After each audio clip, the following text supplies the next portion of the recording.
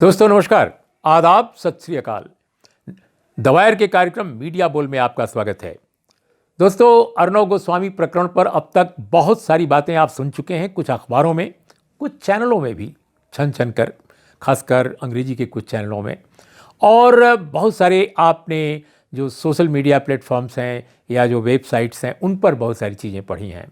लेकिन हम आज आपसे जो बातचीत आपके सामने करने जा रहे हैं वो कुछ अलग मुद्दों पर है।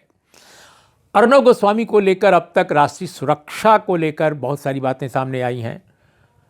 पुलवामा के कॉन्टेक्स्ट में, बालाकोट के कॉन्टेक्स्ट में उनकी टिप्पणियों की चर्चा हुई है, और ये भी चर्चा हुई है कि मंत्रियों के साथ उनके रिश्ते, उनके किन मंत्रियों को कितना लाइटली वो लेते हैं, किसको कितनी गंभीरतापूर्वक लेते हैं, पूरी सरकार को किस प्रकार वो संबोधित करते हैं कि उनकी सरकार से उनके रिश्ते पर, यानी सभी मंत्री जैसे लगता है कि उनके लिए बिल्कुल सहज उपलब्धि नहीं है, बल्कि उनका हर काम करने को तैयार हैं। इसी तरह से पीएमओ को लेकर एएस को ये एक बार बार एक शब्द आता है। लोग समझ सकते हैं कि वो कौन है, क्योंकि भारत के मीडिया में, भारत की सोशल सर्किल में, पॉलिटिकल सर्किल में ये सब उपनाम या जो शॉर्ट फॉर्म में कही जाती हैं चीज़ें वो सबको मालूम है। तो ये सारी बातें आपके सामने आ चुकी हैं। लेकिन हम आज जो बात करने जा रहे हैं कि अर्णव गोस्वामी साहब का ये जो पूरा वाकया 1000 पेजों का है, 3600 पेज की वो चार्जशीट है, उसमें तकरीबन 1000 पेज इसी विषय पर है। तो ये जो व्हाट्सएप के चैट हैं, इनसे जो चीज़ें छन के आई हैं, जो बातें बिल्कुल ठोस ढंग से आई हैं, क्योंकि अब तो कोई शक शुबा नहीं है कि इसमें कोई मनगढ़ंत भी होगा, सब कुछ क्लियर है। तो ऐसे में भारत के टीवी इंडस्ट्री, टेलीविज़न चैनल्स का हमारे सत्ता से, हमारे समाज से क्या सरोकार है? क्या ये मीडिया कहलाने लायक है? अब ये सब चीज़ें जब सामने आ चुकी हैं, जो रेगुलेटर्स हैं, जो रेगुलेशन के लिए बनाई गई संस्थाएं हैं, उनका क्या हाल है? इंफॉर्मेशन ब्रॉडकास्टिंग मिनिस्ट्री को ले लीजिए आप, सेल्फ रेगुलेटरी जो फ्रेमवर्क जो बुना गया भारत के बहुत सारे टेलीविज़न चैनलों के मालिकों और संपादकों से, बड़ी उसकी वकालत की गई। बार्क को ले लीजिए, बार्क के सीईओ किस तरह क्या कर रहे हैं, ये भी कि कैसे, कहाँ, कितना टीआरपी किसको मिलता है, क्यों मिलता है, कैसे मिलता है, इन चीज़ों का भी पहले भी खुलासा होता रहा है। लेकिन इसमें तो बहुत सारी चीज़ें बिल्कुल साफ साफ हैं। अगर पार्थो दास गुप्ता जिस तरह की बातें कर रहे हैं एक टीवी चैनल के मालिक या प्रधान संपादक से, उससे क्या निकलता है? तो हम इन चीज़ों पर आज बात करेंगे। हमारे साथ दो मेहमान हैं, और सबसे पहले एम.के. वेणु ने बहुत इस विषय पर पहले भी काम किया है और हाल के दिनों में भी उन्होंने लिखा है। हम एम.के. वेणु से भी बात करें, जो द वायर के फाउंडिंग एडिटर हैं। हमारे साथ आशुतोष रहेंगे, और आशुतोष टीवी चैनल के एडिटर रह चुके हैं, और अभी वो सत्य हिंदी को संचालित करते हैं, उसके भी संपादक हैं। एम.के. वेणु, हम आपसे समझना चाहते हैं कि ये जो पूरा प्रकरण अब सामने है, इतने सारे ठोस सबूत, इतने सारे ठोस साक्ष्य हैं, लेकिन अपने देश में देखिए शिक्षा सुधार हो जाता है, आर्थिक सुधार, आप तो आर्थिक मामलों के जानकार हैं, आर्थिक सुधार हो जाता है। आर्थिक सुधार से भी जब बात नहीं बनती तो कृषि सुधार हो जाता है। जैसे अर्थव्यवस्था बहुत सुधर गई हो तो कृषि सुधार के लिए अब 3 कानून आ गए हैं। श्रम सुधार हो जाता है, रेलवे में सुधार हो जाता है, दुनिया भर का सुधार अपने देश में चलता रहता है। लेकिन आखिर क्या वजह है कि मीडिया, खासकर टेलीविज़न चैनल जो जिनकी पहुंच बहुत है, उनके धंधे के तौर तरीकों में, उनके बिजनेस के तौर तरीकों में, उनके रेगुलेशन, सेल्फ रेगुलेशन के मामले में बहुत सारे जो इश्यूज हैं उनसे जुड़े, उसमें किसी सुधार की बात अपने मुल्क में होती नहीं। आप देखिए यूके में किसी चैनल पर फाइन लग जाता है उसके हेट न्यूज़ को लेकर, जिस तरह घृणा की बातें वो फैलाता है। लेकिन अपने देश में घृणा क्या, घृणा की अगर, घृणा का दरिया, नफरत का दरिया अगर कोई बहाता रहता है तो भी किसी चैनल पर कोई बात नहीं होती है, और निर्दोष लोग जो होते हैं उन पर बातें हो जाती हैं, उनको फंसा दिया जाता है। तो ये क्या, इसकी क्या असलियत है? क्या हमारे देश में कोई संभावना नहीं है टीवी चैनल के इंडस्ट्री में सुधार का?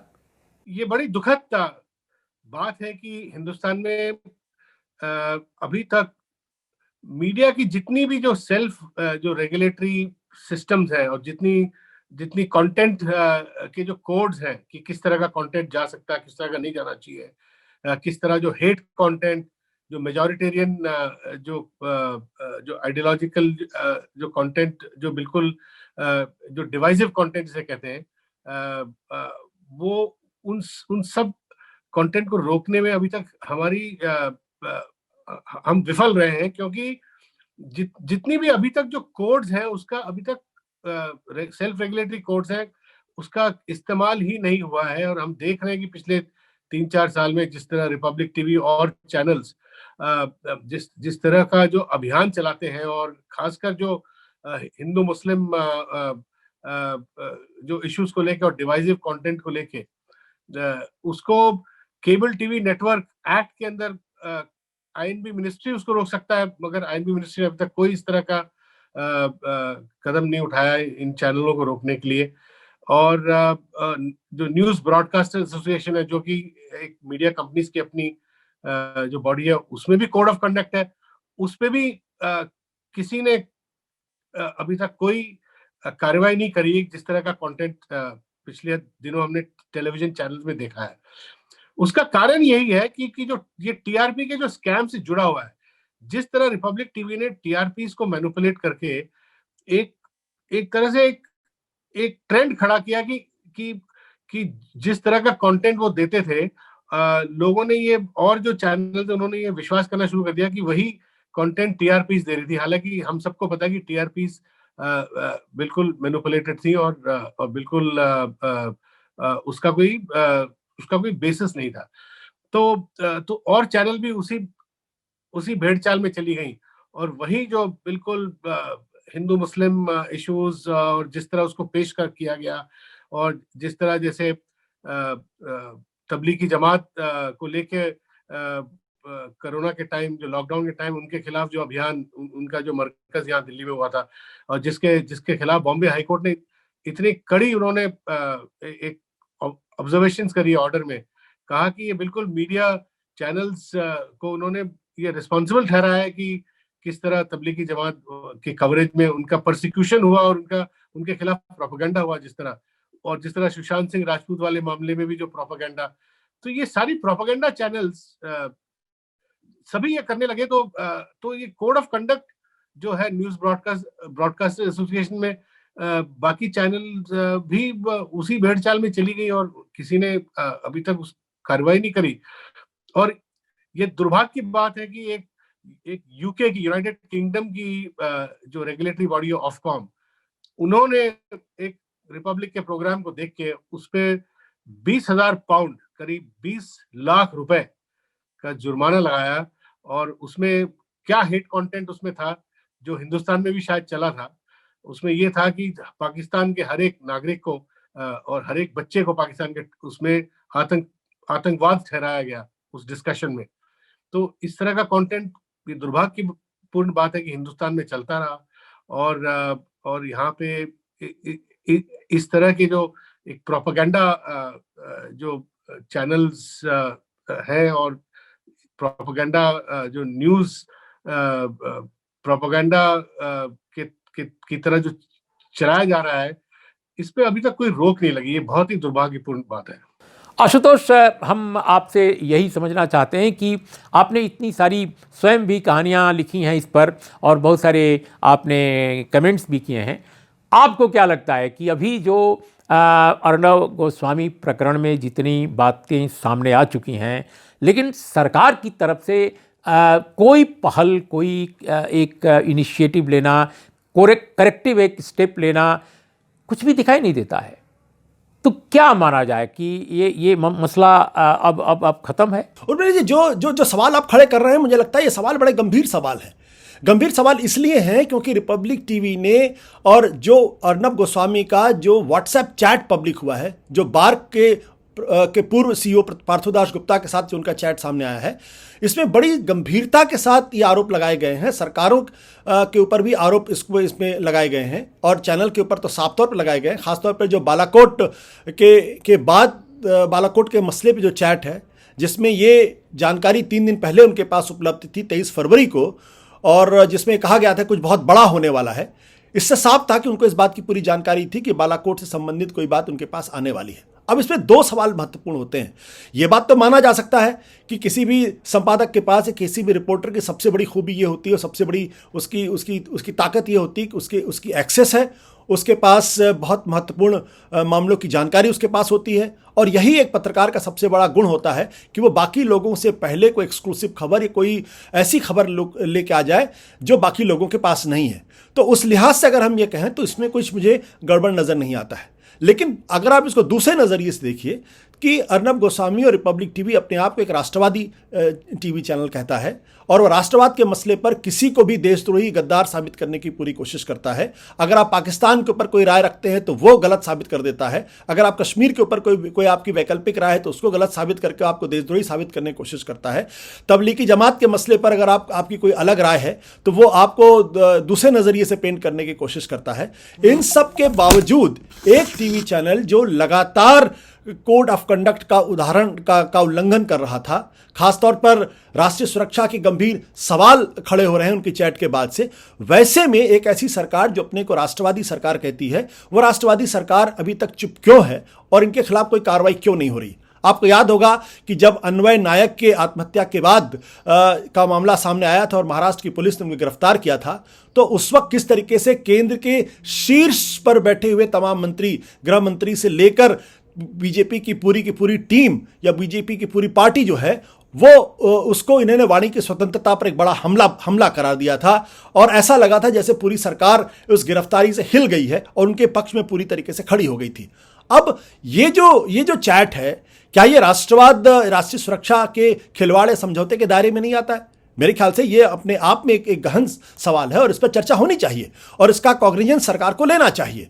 सरकार की तरफ से कोई कॉग्निजेंस लिया गया? मैं आपको बता दूं कि जब आप MIB जो है, यानी ministry of information and broadcasting, जब आप उसके पास किसी चैनल की लाइसेंस के लिए जाते हैं तो एक कोड ऑफ कंडक्ट आपको देता है। उसके दायरे में आपको अपना कंटेंट या न्यूज़ या बहस या आपको दिखानी होती है। अगर आप उसका वायलेशन करेंगे तो INB मिनिस्ट्री आपको नोटिस जारी करती है, और अगर ज़रूरत पड़ती है तो वो आपका लाइसेंस भी रद्द कर सकती है और आपका प्रसारण भी रद्द कर सकती है। इस संदर्भ में आपको बताना चाहता हूं कि खुद अरुण जेटली ने 31 जुलाई 2015 को संसद के अंदर यह कहा था कि 2012 से लेकर 2015 के बीच में, यानी 3 साल में 88 ऐसे टीवी चैनल, 20 ऐसे टीवी चैनल्स थे जिनको बैन किया गया था, जिसमें अल जजीरा जैसा चैनल भी था। ज़्यादातर इसमें एंटरटेनमेंट चैनल थे।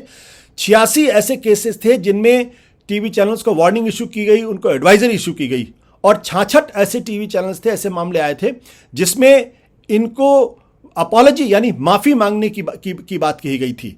और आपको याद होगा कि 2007 में लाइव इंडिया टीवी को 1 महीने के लिए बैन किया गया था INB मिनिस्ट्री की तरफ से। उसके बाद 2016 में NDTV को बैन किया गया था पठानकोट की उनकी कवरेज को लेकर, और 2020 में मलयालम टीवी चैनल्स के 2 टीवी चैनल्स थे, उनके खिलाफ जो है एशिया नेट न्यूज़ और मीडिया 1 टीवी, इनको 48 घंटों के लिए बैन किया गया था। तो ऐसा नहीं है कि INB मिनिस्ट्री ने पठानकोट और दिल्ली दंगों के सवाल पे, जबकि पब्लिक ऑर्डर और जो ये राष्ट्रीय सुरक्षा का मसला है उस पर कार्रवाई नहीं की।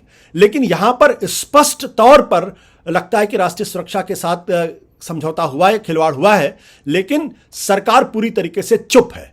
तो जब गिरफ्तारी होती है तब तो सरकार ऊपर से नीचे तक इनके साथ खड़ी हो जाती है, और जब राष्ट्रीय सुरक्षा से जुड़ा हुआ चैट सामने आता है तो सरकार पूरी तरीके से चुप रहती है, कोई कार्रवाई नहीं करती। इसका मतलब बिल्कुल स्पष्ट है कि सरकार इनको बचाना चाहती है, और सरकार चूंकि अब बैकफुट पर नजर आ रही है राष्ट्रीय सुरक्षा के मसले पर, इसलिए कोई कार्रवाई नहीं कर रही है। और मुझे उम्मीद भी नहीं है कि आने वाले दिनों में किसी तरीके की कोई कार्रवाई होगी। हाँ, अगर कोई दूसरा चैनल होता जो सरकार की आलोचना कर रहा होता तो जरूर उनके खिलाफ कार्रवाई होती, अब तक पुलिस पहुंच गई होती, एनफोर्समेंट डायरेक्टरेट का छापा पड़ गया होता और न जाने क्या क्या होता। तो आपकी बात बिल्कुल सही है।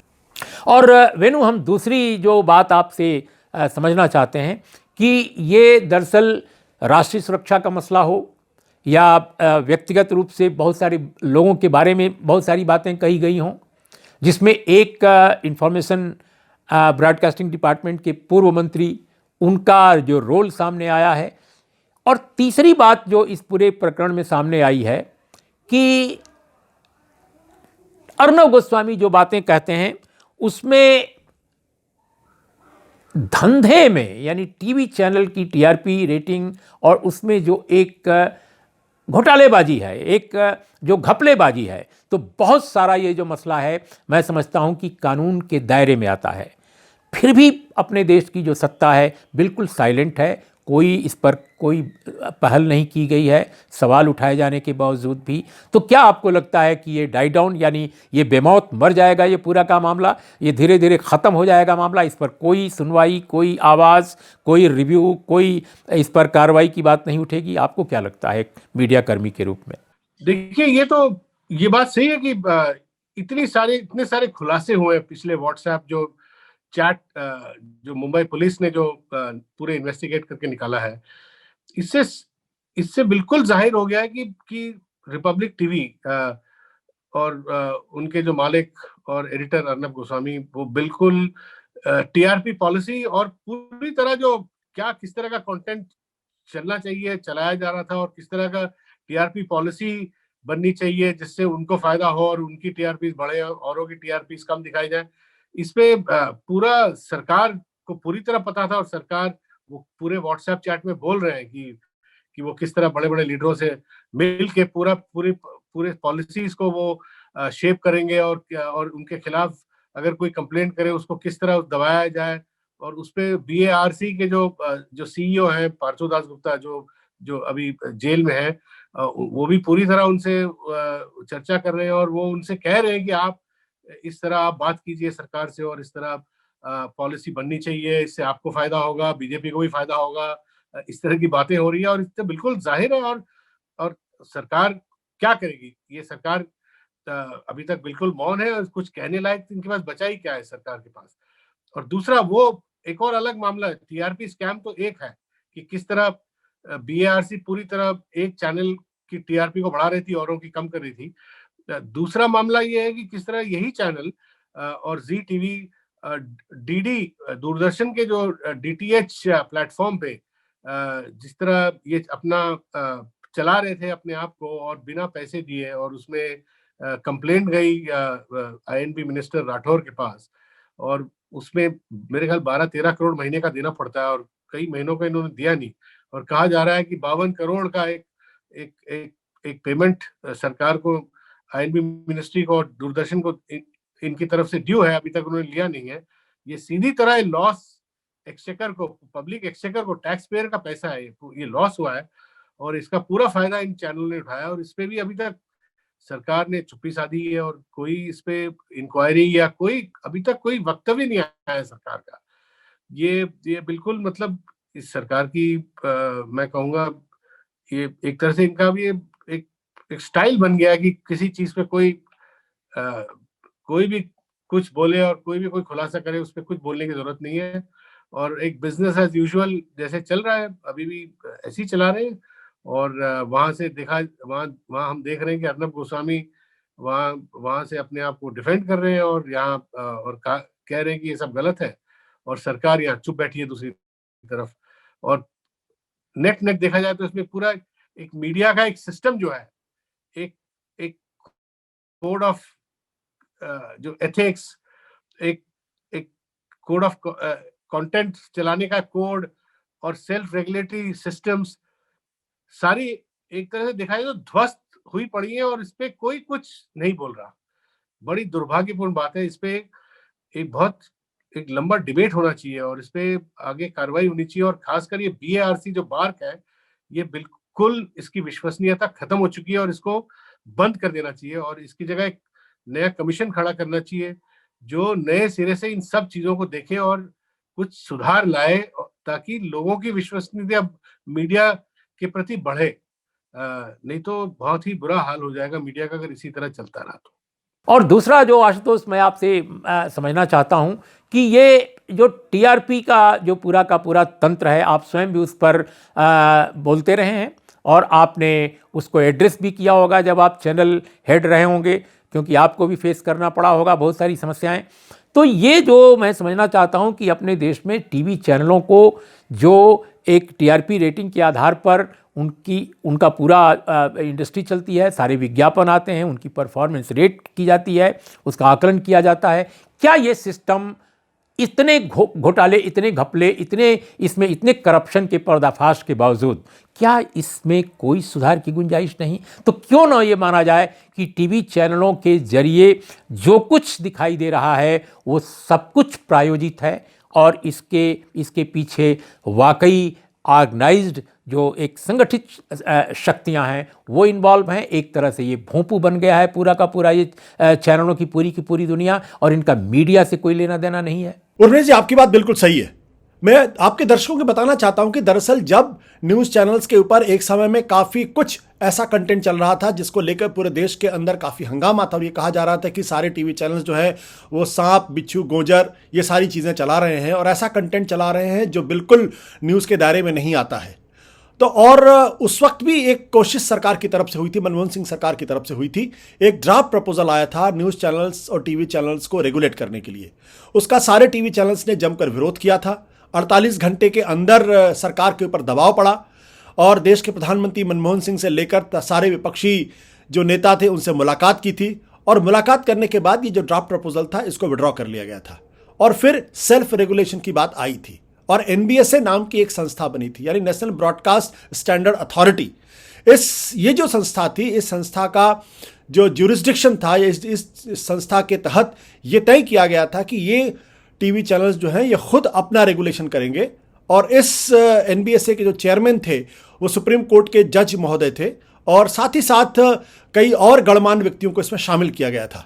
उस वक्त ऐसा होता था कि अगर कहीं किसी चैनल के खिलाफ कोई कंप्लेन आती थी, किसी तरीके की कोई शिकायत आती थी, कहीं कोई एप्लीकेशन आती थी, कोई पिटिशन करता था, तो उसकी बाकायदा सुनवाई होती थी क्वासी जुडिशियल बॉडी के तौर पर। जस्टिस JS वर्मा जो चीफ जस्टिस ऑफ इंडिया रह चुके थे वो इसके चेयरमैन थे और मुझे याद पड़ता है कि कई बार ऐसा हुआ है कि जब कंप्लेन आने के बाद जस्टिस JS वर्मा की कोर्ट लगती थी, उसमें लोगों को पेश किया जाता था, शिकायतें होती थी, दोनों पक्ष अपना तर्क रखते थे और अगर वो टीवी चैनल्स के तर्क से संतुष्ट होते थे तो मामला खारिज कर दिया जाता था और अगर संतुष्ट नहीं होते थे तो सज़ा भी देते थे। सज़ा का मतलब था कि एडवाइजरी जारी करना, वार्निंग जारी करना और साथ साथ कभी कभी वो किसी चैनल को अगर ज़्यादा मानते थे कि वो दंडता कर रहा है तो उसके खिलाफ 1 लाख तक की सज़ा का भी प्रावधान था और कभी कभी ये टीवी चैनल्स को बैन करने की बात भी कर सकते थे। लेकिन अब पिछले कई सालों से आप इस बात को देख रहे हैं कि NBSA नाम की संस्था पूरी तरीके से शांत बैठी हुई है, जबकि पिछले 5-6 सालों के अंदर हर टीवी चैनल पर लगभग काफ़ी टीवी चैनल्स के ऊपर इस तरीके का कंटेंट चला था जिसको लेकर एक ज़बरदस्त विवाद है। विवाद इस बात को लेकर यह है कि एक समुदाय विशेष के लोगों को टारगेट किया जाता है, जैसे तबलीगी जमात का मसला था या पालघर का मसला है या कई और बहुत सारे कंटेंट हैं जिसमें आप कश्मीर के मसले पर अगर आपने कोई स्वतंत्रता रखी गई है तो उसको एक गलत तरीके से या दूसरे तरीके से पेंट करने की कोशिश की जाती थी जो लोकतंत्र के तकाजे में सही नहीं होता था। लेकिन यह इस संस्था ने कभी भी ऐसी कोई कोशिश नहीं की जिसके तहत टीवी चैनल्स को रेगुलेट किया जा सके या उनको वार्निंग इशू किया जा सके या उनको बैठा के समझाया जा सके या उनको दंडित किया जा सके। इसका मतलब बिल्कुल स्पष्ट है कि या तो NBSA कार्रवाई करना नहीं चाहता था या NBSA के ऊपर किसी तरीके का दबाव काम कर रहा था कि वो ये जो उदंड टीवी चैनल्स थे, जो उदंड टीवी एंकर्स थे, इन पर किसी तरीके का कोई अंकुश लगाने की कोशिश नहीं की गई। उस लिहाज से अगर हम बात करें तो ये बात बिल्कुल स्पष्ट है। अभी जो अर्नब गोस्वामी का मामला है, रिपब्लिक टीवी का मसला है, अगर इसके कंटेंट को आप देखें तो देश में सबसे ज्यादा इसको लेकर हंगामा मचा है। यहां तक कि सुप्रीम कोर्ट भी कह चुका है कि वो इन टीवी चैनल्स के कंटेंट को नहीं देखते हैं। सुशांत सिंह के मसले पर जब मुंबई हाई कोर्ट ने अपना ऑब्जर्वेशन दिया है, 2 टीवी चैनल्स का नाम लिया है जिसमें रिपब्लिक टीवी है और कहा कि इसने सारी मर्यादाओं को तार-तार किया है, एक तरीके से कंटेम्पचुअस कवरेज इनकी थी। तो ऐसे में सवाल यह उठता है कि एक टीवी चैनल लगातार सारी मर्यादाओं को, कोड ऑफ कंडक्ट को, प्रोग्राम कोड को वायलेट करता रहा और NBSA नाम की संस्था ने कोई कार्रवाई नहीं की, तो यही मन में सवाल उठता है कि कहीं ये किसी दबाव में काम कर रहे हैं या फिर ये कार्रवाई करना नहीं चाहते। अगर कार्रवाई करना नहीं चाहते तो ऐसी संस्था का क्या मतलब? ये संस्था पूरी तरीके से एक फार्स साबित हुई है। तो दोस्तों, आपने हमारे दोनों विशेषज्ञ पत्रकारों की बातें सुनी और मैं समझता हूं कि अब आप समझ रहे होंगे कि जो चैनल आपके बेडरूम में घुसकर और तेज आवाज़ों में चीखते हैं, चिल्लाते हैं, किसी के लिए डांस करते हैं, किसी के लिए ढोलक बजाते हैं, मृदंग बजाते हैं, आखिर उन चैनलों के पीछे की क्या कहानी है? उनका अर्थशास्त्र क्या है? उनका समाज शास्त्र क्या है, उनका उद्योग शास्त्र क्या है, किस तरह वो चैनल चलते हैं, कौन उन्हें बचाता है, कौन उन्हें लड़ाता है, उनके कंटेंट, उनकी खबरें क्यों और कैसे क्या दिखाई जाती हैं। जो कुछ दिखाया जाता है उसके पीछे, खबर के पीछे खबर है, लेकिन वो खबर आप तक नहीं पहुंचती। तो दोस्तों, हम इन्हीं शब्दों के साथ आज की चर्चा खत्म करते हैं। नमस्कार, आदाब, सत श्री अकाल।